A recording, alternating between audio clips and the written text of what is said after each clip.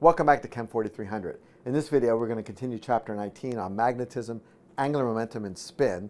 And now we're going to look at a notation developed by atomic spectroscopists to describe the energy eigenstates of an atom. Now we're going to look at the case of a hydrogen atom in this video here, but in a later chapter on multi-electron atoms, we'll be using the same term symbols to describe those energy eigenstates. Now, the approach works like this. You look at the electrons L, S, and J value, and based on those quantum numbers, you assign a symbol with this notation. So the letter, you use a capital letter that corresponds to whatever the L quantum number is. So if L is equal to 0, you use capital S here. If L is equal to 1, you use capital P there. 2, you use a capital D, and so on according to this list. Now, the superscript here on the left side is the spin quantum number times 2 plus 1. That's a quantity called the spin multiplicity, and that becomes the superscript on the top left side. On the bottom right, the subscript here is J is just the numerical value for the total angular momentum quantum number. And that's the notation. Very simple. So for example, if I have a p electron which has a total angular momentum J of 1/2, then I will write down that since L equals 1, I must use the symbol P.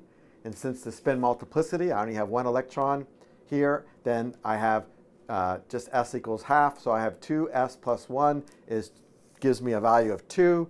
So the symbol becomes spin multiplicity of 2, P, and then 1/2 for the total J. So we pronounce that very quickly, doublet P/2.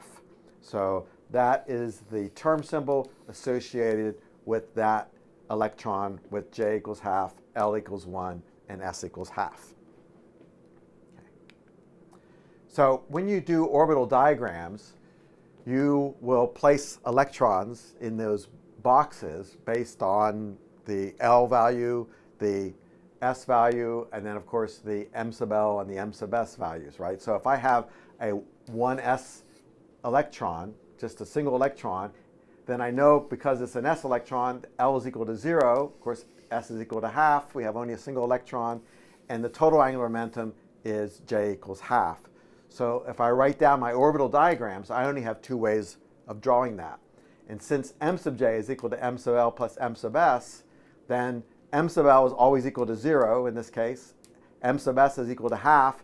So the two possible values for M sub J for these two cases where the spin is up or spin down is 1/2 and -1/2.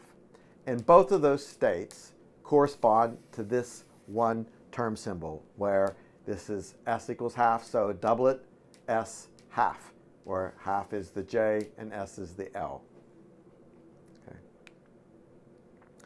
Okay, so again, remember that we're going to get the J value by just simply adding up the M sub L and the M sub S, which is contained in that orbital diagram which you've drawn.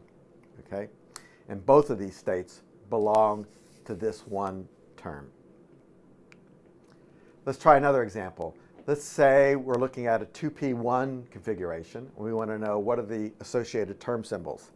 Well, it's an electron in a p orbital, so we have L equals 1. Again, only one electron, so S equals 1/2.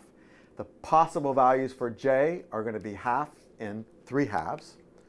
So that means that with these values of L, S, and J, we can have a doublet P/2 and a doublet P/3/2, right? Because L is equal to P, 1/2 gives, for S gives us a doublet, and J of 1/2 and 3/2 become the subscripts down here, so doublet P/2 and doublet P/3/2. Okay?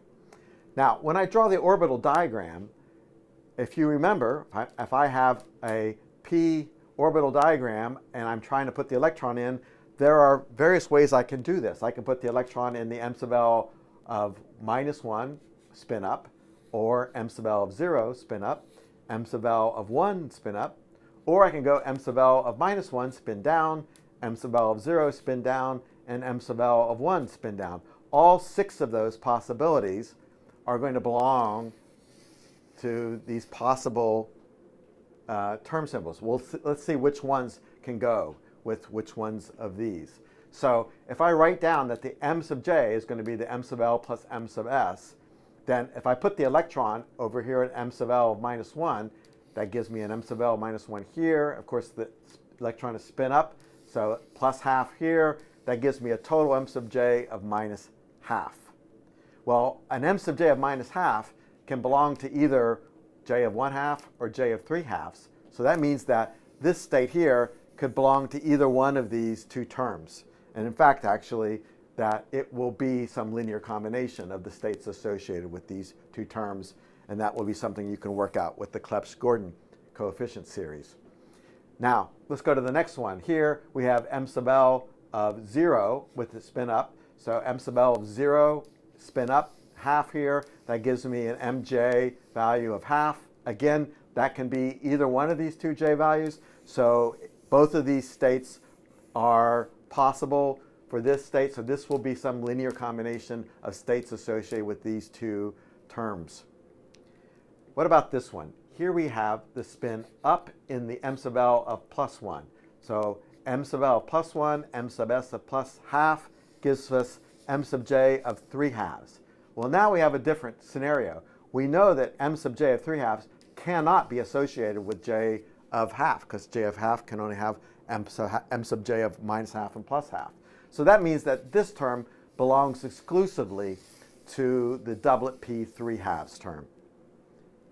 Okay, so by the same logic, you can show that this diagram also corresponds to just the doublet p 3/2, where these last two down here can be linear combinations of these two possible terms, the states with these two terms here.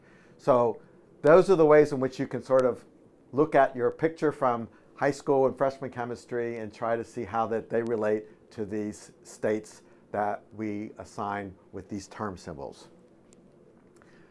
So that's it for this short lesson on term symbols. We'll do more in class. In the next video, we'll look at the transition selection rules for the hydrogen atom or hydrogen-like atoms.